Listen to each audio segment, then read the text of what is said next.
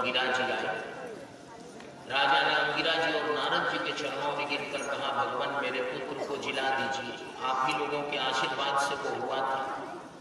अंगिरा जी ने कहा कि मैंने तुमसे कहा था ना कि जब तुम्हें पुत्र होगा तो सुख भी होगा दुख भी होगा। पहले सुख हुआ फिर दुख हुआ कि नहीं हुआ? राजा ने कहा, महाराज सुख दुख बाद की बात है, मेरे बेटे को जिलाइए। तो नारद जी ने उस जीवात्मा का आवाहन किया।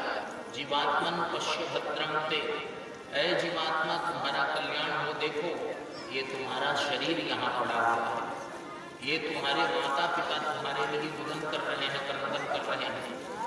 यह राज्य तुम्हारा है, अपने शरीर में आकर निवास करो, अपने माता पिता को सुखी करो और अपने राज्य का भोग करो। तो उस पुत्र की आत्मा ने वहां से नारद जी से पूछा कि भगवान, यहाँ से मैं अपने करोड़ों शरीरों को सुन रहा हूँ, देख रहा हूँ, करोड़ों माता पिता की बुलाई सुन रहा हूँ और करोड़ों राज्य को, राजगद्दी को खाली देख रहा हूँ। अब आप बताइए कि किस शरीर के माता पिता, किस शरीर में मैं आकर निवास करूँ और किस शरीर का वो राज्य लोगों। इतना सुनते ही चित्रकेतु को वैराग्य हो गया कि ये संसार स्वप्न है। अरबों खरबों जन्म एक व्यक्ति के हुए हैं, एक व्यक्ति के सगे संबंधियों से ही ब्रह्मांड पटा हुआ है, फिर भी यहाँ कोई किसी का नहीं है, इसलिए ये मरना जीना कुछ है नहीं। राजा को वैराग्य हो गया, उसी समय हिमालय में चला गया, तप करने लगा। एक बार ऋषियों की सभा में भगवान शिव को पार्वती के साथ उसने देखा, उसको लगा कुछ लगा, अटपटा लगा, भगवान की लीला को कैसे समझे, नया नया तपस्वी है। उसने भगवान शिव और पार्वती पर कुछ टिप्पणी कर दी। शिव जी तो मुस्कुराते रहे, शिव जी ने कुछ नहीं कहा, लेकिन पार्वती जी ने कहा, तुम्हारा हृदय बड़ा साफ है, भगवान के भक्त हो, लेकिन तुम्हारी वाणी बहुत खराब है, इसलिए जाओ तुम असुर हो जाओ। वही वृत्रासुर हुआ और वृत्रासुर होने के बाद वह जो है भगवान की भक्ति तो उसके हृदय में रही ही, पार्वती जी के शाप के कारण फिर उस असुर योनि से मुक्त हो गया। अब देवराज इंद्र को दोबारा ब्रह्महत्या ने घेर लिया। इंद्र भाग गए जाकर के जल के अंदर, मानसरोवर में, जहां तहां समुद्र में, कमल की डंठल में छिप गए, नाल में छिप गए। इंद्र की गद्दी खाली हुई तो पृथ्वी के चंद्रवंश के राजा नहुस को ऋषियों ने गद्दी पर बैठाया। पृथ्वी पर जब तक थे तब तक धर्मात्मा थे और गद्दी पर वहां बैठते ही, इंद्रासन पर बैठे, वहां बैठते ही कुछ और बातें करने लगे। यहाँ तक कि सप्तर्षियों से पालकी धुआते हुए वे सची को इंद्र, ऋषियों ने उन्हें शाप दिया, अजगर बना। और फिर सची जो है इंद्राणी, इंद्र की पत्नी, वे पुराने गुरु बृहस्पति जी के पास जाकर शरणागत हुई। बृहस्पति जी ने 10-20 मिनट आप ध्यान रखेंगे, बस बृहस्पति जी ने, ये सब भी घबरा रहे हैं, आप लोग बैठे रहिए, भगवान कृष्ण को आने में थोड़ा सा समय लगेगा, बस थोड़ा सा। ये तो बहुत भीड़ हो गई है, भगवान के आने में पहले नहीं। अच्छा, लेकिन तुरंत हम ला देंगे।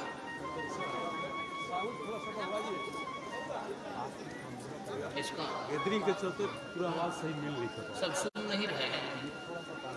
अच्छा, मैं बढ़िया सुन और नहीं बताना चाहिए, आप लोगों को सुनाई तो बताइए।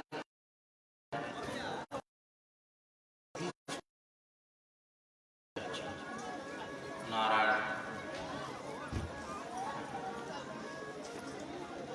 दो बार भगवान का नाम सुन।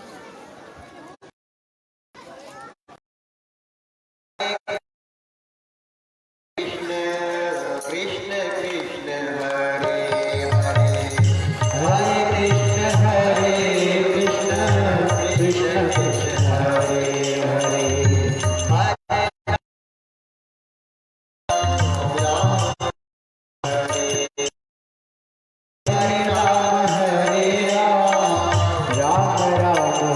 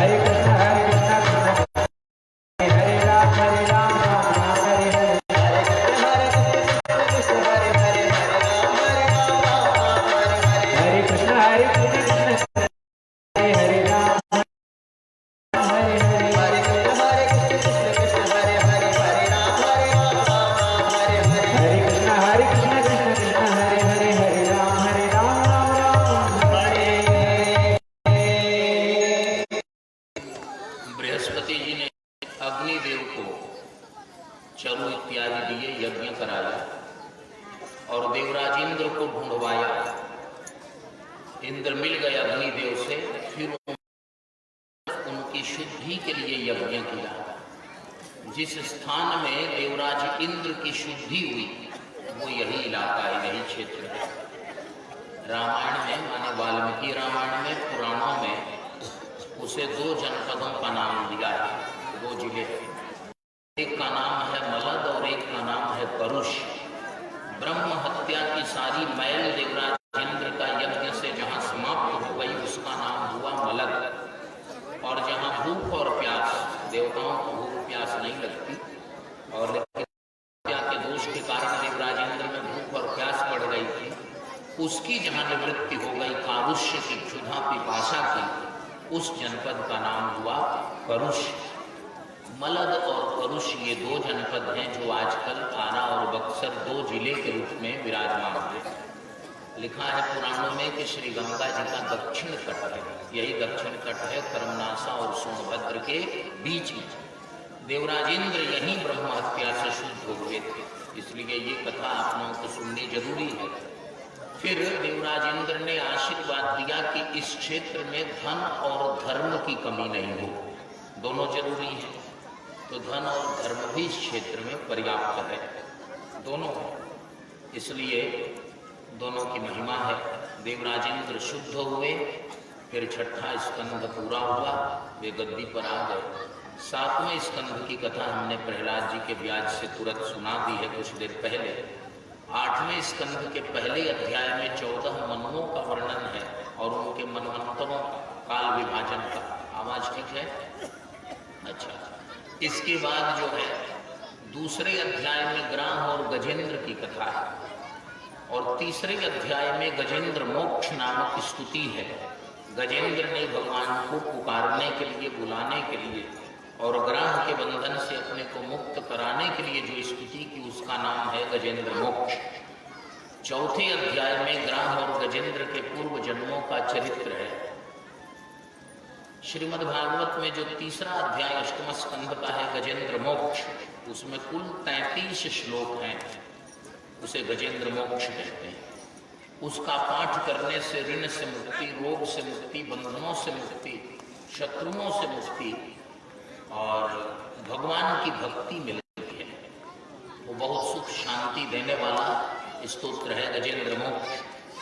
फिर 8वें स्कंध की प्रधान कथाएं हैं, उसमें समुद्र मंथन की कथा है, भगवान के वामनावतार, मत्स्यावतार इत्यादि की कथाएं हैं और फिर उनको सुतल लोक में भगवान वामन ने विराजमान कराया और देवराज इंद्र को स्वर्ग लोक में 24 अवतारों के ब्याज से ये सब कथाएं पहले संक्षेप में कही जा चुकी हैं। 9वें स्कंध के आरंभ में सूर्य वंश का वर्णन है। सूर्य वंश में कई शाखाएं हैं। एक शाखा है सूर्यवंशी राजाओं की, उसमें राजर्षि अम्बरीश की कथा है। अम्बरीश द्वादशी प्रधान एकादशी तिथि का व्रत करते हैं, यमुना जी में ही वर्ष तक विशेष व्रत रखते हैं। वैसे एकादशी का व्रत करना ही करना चाहिए। शास्त्र के अनुसार एकादश्याम अन्नौ पापाः तिष्ठन्ति, एकादशी निवास होता है। पूज्य श्री चरण श्री डोंगरे जी महाराज अपने प्रवचनों में बतलाते थे कि एकादशी को बात भी नहीं करना, खाना तो दूर, देखने से भी पाप लग जाता है। किसी को अन्न फलाहार वर्जित नहीं है, जो जैसे रह सके और ठीक से रह सके तो निराहार माने एकादशी करे, लेकिन वैसा संभव न हो तो कम से कम अन्न बिल्कुल न ले। एकादशी का व्रत किया अम्बरीश, दुर्वासा जी बीच में आ गए, कुछ गड़बड़ हुआ तो भगवान आ गए। एकादशी तिथि ठहरी रही, चक्र करते रहे। एक बड़ी बात है, सब जानी हुई कथाएं हैं। सूर्य वंश में इक्ष्वाकु वंश का चंद्र की भी कथा सुनाई। महाराज सगर के 60,000 पुत्रों के से सागर और उसके उसके बाद उसी वंश में भागीरथी गंगा जी प्रकट हुई। उसी वंश में महाराज दिलीप आए, रघु आए, उनके पुत्र अज, अज के पुत्र दशरथ और दशरथ के पुत्र राम लक्ष्मण भरत शत्रुघ्न, लक्ष्मण भरत और शत्रुघ्न कथा भगवान श्री शुकदेव ने बहुत मार्मिक और बहुत ललित श्लोकों में थे। भगवान ने अपने पिता के वचनों को सत्य करने के लिए श्री रामभद्र ने अपना राज्य तक त्याग दिया। आज तो एक ईंट के लिए 2 इंच जमीन के लिए हैं, लेकिन रामभद्र का है और अपने पिता के लिए पूरे राज्य का त्याग कर दिया और क्या बन गए? वनवासी बन गए। और आज यदि पति नहीं, मैं नहीं छोड़ूंगा, लेकिन जगदम्बा बनकर चली गई। लक्ष्मण भी चले गए, कहा जो हमारे राम का नहीं वो हमारे, ऐसा नहीं बोला, अलग विषय है। इसके बाद चंद्रवंश का वर्णन किया और चंद्रवंशी राजा में पहली कथा कही है निमि की, वहां से ययाति तक चंद्रवंशी राजाओं की कथा।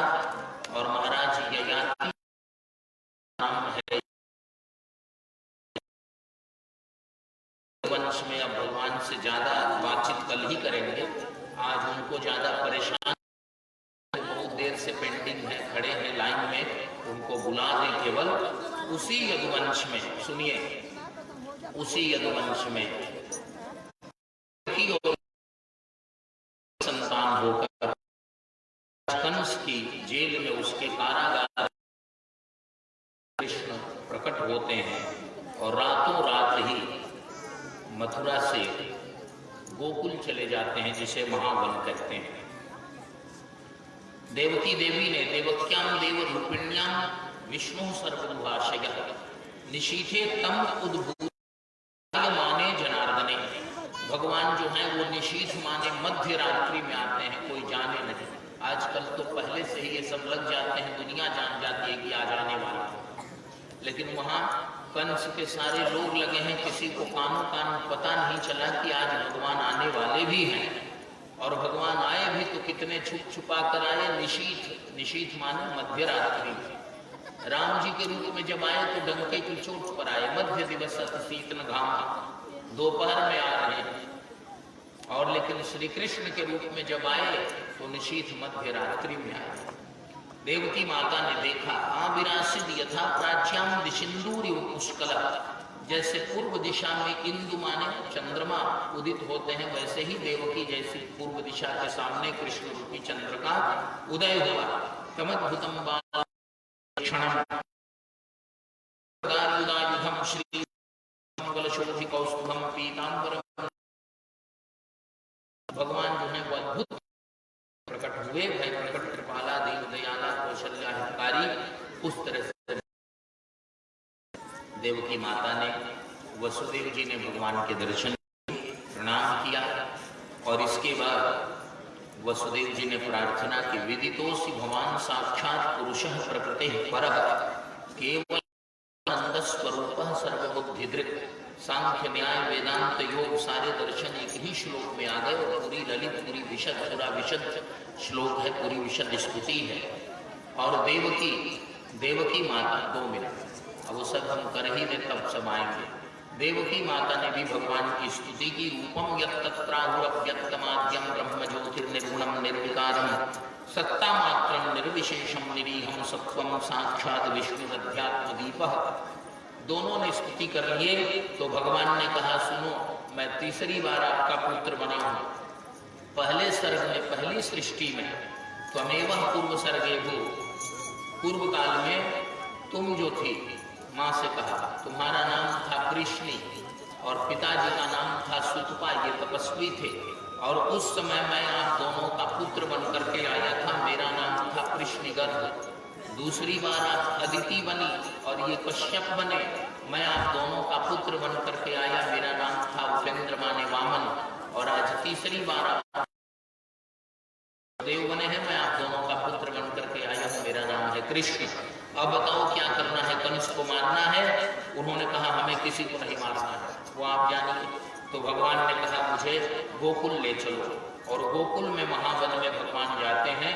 प्रातःकाल नंदादि गोप सुनते हैं, नंदरानी यशोदा बस 2-3 मिनट भगवान को प्रकट करने की बात करने, उसके बाद प्रकट होते रहे। उत्सवों में तो यही है कि उत्सव व्यसने चाहिए, उत्सव में व्यसन आ जाता है तो फिर भी ठीक है। जमाने के अनुसार नहीं चलेंगे तो बहुत पिछड़ गए हैं, बहुत पहले आगे थे और बहुत पीछे हो गए, तो अब ठीक हो जाएंगे। अब लगता यही है, धीरे धीरे तालमेल बैठा लेंगे। नारायण। तो अब सुनिए, ठीक है ना? निवेदन ये कर रहा था, धारा कट जाएगी तो काम ही खत्म हो जाएगा। भगवान कारागार से निकले हमको आरा तक हमेशा केवल क जोड़ना रखा है, अंतर नहीं है कारा और आरा। तो अब निवेदन कर रहा था, भगवान ने समझाया कि मुझे गोकुल ले चलो, गायों के बीच में। रात में ही यमुना पार करके वसुदेव जी ने उन्हें गोकुल में पहुंचा दिया। नंदरानी यशोदा को भी कोई संतान हुई थी, संभवतः पुत्री। 80 वर्ष की आयु यशोदा को देवताओं ऋषियों भगवान की एक संतान थी। यशोदा रात में ही सो गई थी, उनको कोई बेटा, और प्रातःकाल छावन पर बेटी गायब है और बेटा दिख रहा है। बेटी चली आई वसुदेव जी के में और बेटा जो है वह रह गया। अब नंद रानी यशोदा पुत्र, ऐसे समाचार चारों ओर फैल गए। अब नंद बाबा के कानों में जब बात गई, समाचार गए कि महाराज आपको बहुत बहुत बधाई हो, पुत्रोत्सव हुआ है। तो नंदस्त्वात्मज उत्पन्ने, शास्त्रों में लिखा है पहले जात कर्म संस्कार, पिता जिस संभव था, आज तो पिता ही रहता है जन्म के समय, तो ये गड़बड़ हो जाएगा। पिता जहां रहे वहां सुने कि उसे पुत्र हुआ, तो पहला काम है कि वह अपने वस्त्रों के साथ स्नान कर ले। ये जात कर्म संस्कार, वस्त्र सहित स्नान कर ले, कपड़े उतार कर नहीं, जिस दशा में। ये बड़ा गड़बड़ भी है। व्यक्ति अभी परसों ही कह रहे थे, ऐसा बता दीजिएगा कि जाने के दिनों में तो हालत ही खराब हो जाएगी। हम नहीं बता रहे हैं, शास्त्र बता रखा। नहीं रहे थे, अब तो मैं गर्मी लग रहे हैं तो हम क्या करें? तुरंत स्नान किया, इसलिए यहाँ लिखा है स्नातः शुचिरनंदः। स्नातः शब्द सीधे लिखा, भगवान सुखदेव कहते हैं कि नंद बाबा ने स्नान किया। अब पवित्र आभूषणों को धारण किया, फिर क्या किया? प्राण वेद ज्ञान। घर में पुत्रोत्सव हुआ है तो सगे संबंधियों रिश्तेदारों को नहीं बुलाया, उसमें से कोई आएगा सेलिब्रेटरी फाइल। किसको बुलाया? ब्राह्मणों को बुलाया और वेदज्ञों को बुलाया, और उसके बाद क्या करवाया? वाचयित्वा स्वस्त्ययनम, स्वस्ति वाचन का पाठ करवाया। फिर जात कर्मात्मजस्य वै, अपने पुत्र के जात कर्मादि संस्कार करवाए, और कार्यामास विधिवत पितृदेवार्चनम, तथा विधि पूर्वक अपने कुल के देवताओं और पितरों की अर्चना की। ये है पद्धति। इस पद्धति से नंद बाबा ने भगवान कृष्ण का जन्मोत्सव मनाया। आज से ये कल तक चलता रहेगा। 2 मिनट और। भगवान कृष्ण को मानने वाले लेकिन भगवान कृष्ण के जन्म लेने पर जो जो संस्कार, जिस तरह की बातें हुई हैं, जैसे पूजन हुए हैं, उसमें दिक्कत है। तो इसलिए या तो कृष्ण को मत मानिए, कृष्ण नहीं, लेकिन मानिए तो पूरा मानिए, आपका पूरा बन जाएगा। कृष्ण जब आते हैं तो किस लिए आते हैं? वैदिक धर्म। और कृष्ण के आने पर जैसे संस्कार हुए, पूरी वेद 16 संस्कारों की रक्षा हुई।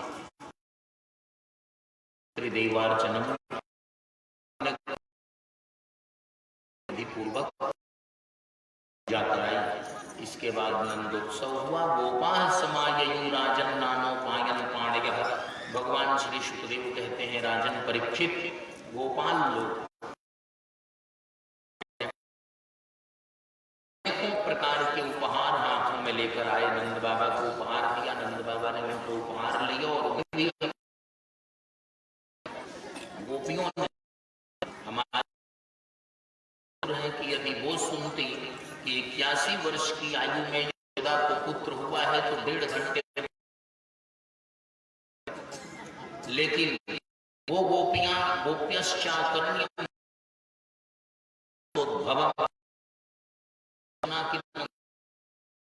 हुआ है तो मुदिता हो गई और उन्होंने उनको मानो अपना ही पुत्र हुआ है। आत्मानम भूषयान चक्रु, इतना आनंद हुआ जैसे उन सबके अपने पुत्र हुए हैं। अपने को सजा सब नंदांगण घर की ओर चल पड़ी।